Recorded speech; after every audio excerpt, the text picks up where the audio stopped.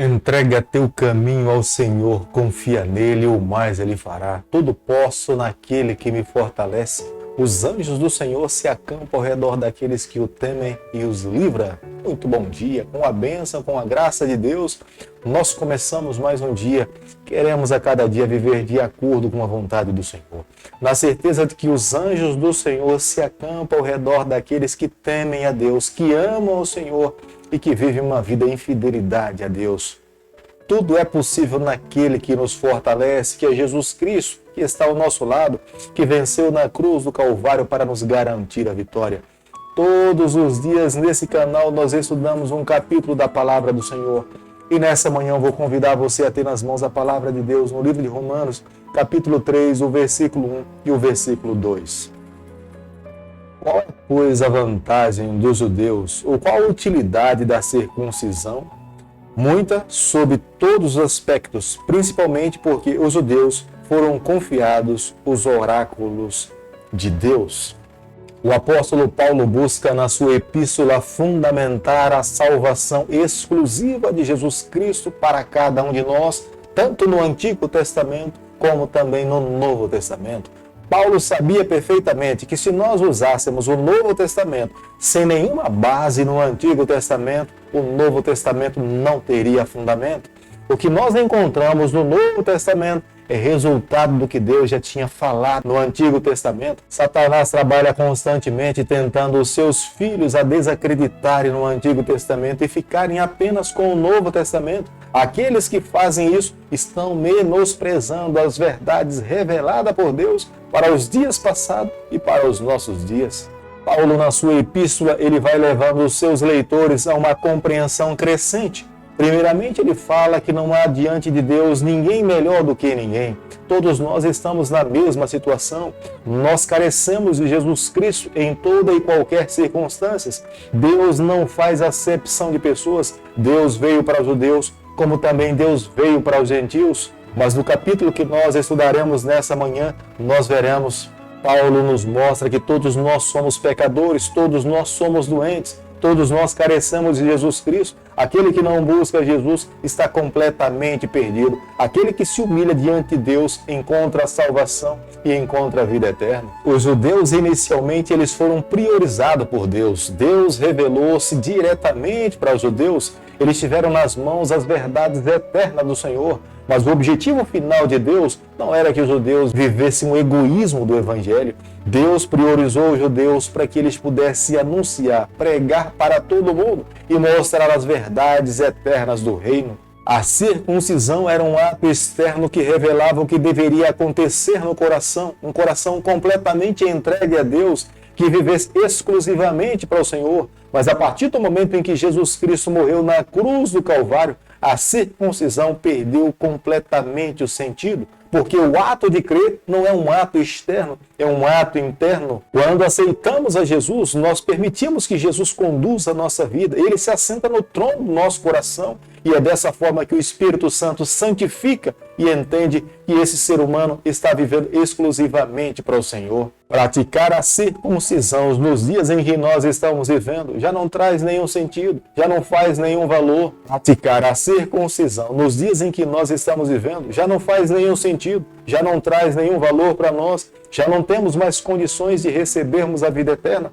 pelos atos externos. Romanos capítulo 3, o versículo 9, a Bíblia diz o seguinte: que se conclui, temos nós qualquer vantagem? Não, de forma nenhuma, pois já temos demonstrado que todos, tanto judeus como gregos, estão debaixo do pecado. Essa é a grande conclusão da abordagem do apóstolo Paulo.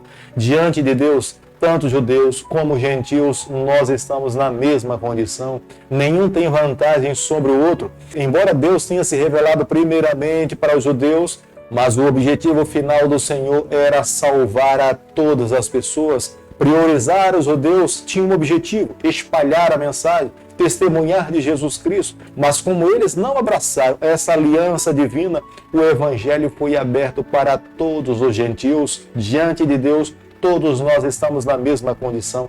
Cada um de nós teremos que prestar conta diante de Deus individualmente pelas ações que nós cometemos nessa vida.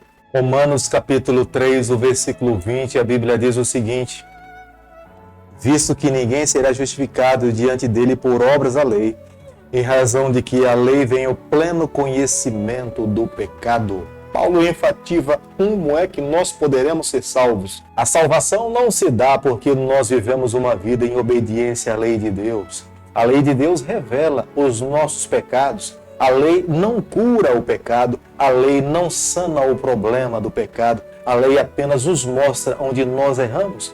E quando nós descobrimos onde nós erramos, nós precisamos encontrar a cura. É como alguém que está doente. A partir do momento em que ele faz um exame e descobre que está doente, sabe qual é a sua doença, ele precisa agora procurar um especialista. É o especialista que vai lhe indicar a medicação para que ele possa ficar curado. E é o que de fato Jesus faz conosco. Nós vamos a Jesus Cristo, ele se depara conosco, ele descobre a nossa enfermidade e ele traz a cura para as nossas enfermidades. Jesus é a solução para uma vida em pecado. Jesus é a solução para uma vida que não tem sentido. Como nós podemos observar no versículo 21 do capítulo que nós estamos estudando, Paulo faz uma correlação entre o Antigo Testamento e o que ele está ensinando no Novo Testamento a respeito da graça, que é exclusivamente em Jesus Cristo. As cerimônias que aconteciam no Antigo Testamento, elas não salvavam o pecador, elas não absolviam o pecado do pecador,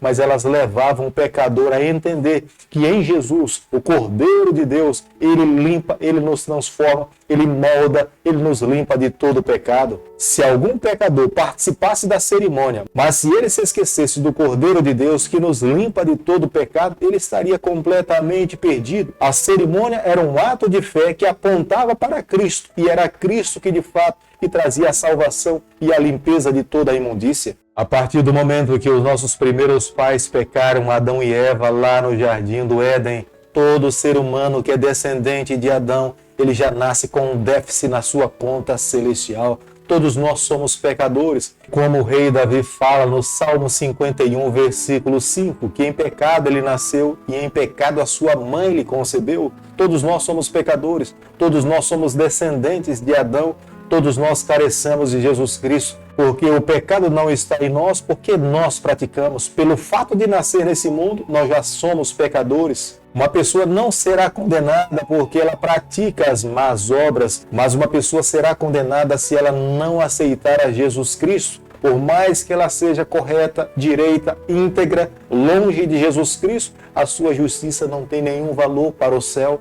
A justiça que tem valor para o céu é aquela que é resultado de aceitar a Jesus, viver para Jesus e praticar as boas obras em amor por Jesus Cristo. Viver uma vida presunçosa nessa terra, arrogante, acreditando que longe de Deus ele pode alcançar muitas coisas, é estar completamente perdido. É a razão pela qual os judeus foram rejeitados. Eles trancaram seus corações para o Senhor. Quantos profetas foram enviados e falaram em nome de Deus, arrazoando o coração daquela geração, para que eles entendessem o amor de Deus e vivessem uma vida exclusiva para o Senhor. Mas o orgulho, a presunção, trancou os seus corações, acreditando que pelo fato de serem descendentes de Abraão, eles tinham maiores privilégios diante de Deus. Paulo mostrava no Novo Testamento que tanto os judeus que como os gentios, diante de Deus, Deus não faz acepção de pessoas, eles estão no mesmo patamar. Todos nós carecemos de Jesus Cristo, todos nós precisamos entregar o nosso coração ao Senhor se nós almejamos viver eternamente. Jesus não veio aqui a essa terra anular a lei, Jesus veio cumprir a lei. Jesus sabia do papel da lei. Como que alguém pode saber que está doente se ela não faz nenhum exame? O exame que mostra os nossos pecados é quando nós olhamos para a lei, mas a lei não nos cura. Um exame não pode curar uma pessoa, o exame apenas mostra onde está o defeito, onde está a enfermidade. E a partir do momento em que nós descobrimos que estamos doentes, nós precisamos encontrar um especialista, que é Jesus Cristo. E em Jesus, ele traz a solução para todos os nossos pecados, para todos os nossos problemas. Querido amigo, nessa manhã, ao concluirmos o estudo do capítulo 3 do livro de Romanos, eu e você, nós precisamos guardar no nosso coração a maior verdade bíblica. É em Jesus que nós precisamos depositar a nossa fé, a nossa confiança. Em Jesus nós encontramos salvação. Por mais que você seja um bom homem, uma boa mulher, praticante da lei, que não pratique nada de errado, isso não lhe dará o direito da vida eterna. quem nos garante de fato o direito da vida eterna é o nosso Salvador Jesus Cristo. É desenvolver um relacionamento sólido com Ele e amá-lo a cada dia. É viver exclusivamente para Ele. Como resultado de andar ao lado do Senhor, nós receberemos a justiça imputada e pela graça oferecida na cruz do Calvário, nós teremos a salvação através de Jesus Cristo. Por isso que a Bíblia, tanto no Antigo Testamento quanto no Novo Testamento, nos apresenta o Cordeiro de Deus que nos limpa de todo pecado.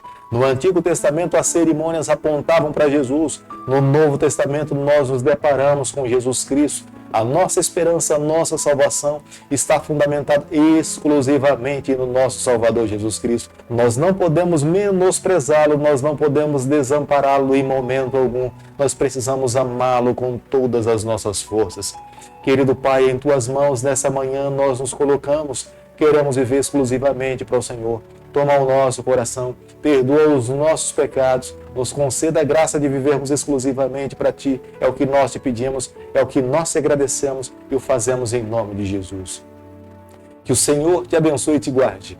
Que Ele faça resplandecer o seu rosto sobre você. Que Ele tenha misericórdia de você. E sobre você nessa manhã Ele levante o seu rosto e conceda a sua paz em nome de Jesus. Amém.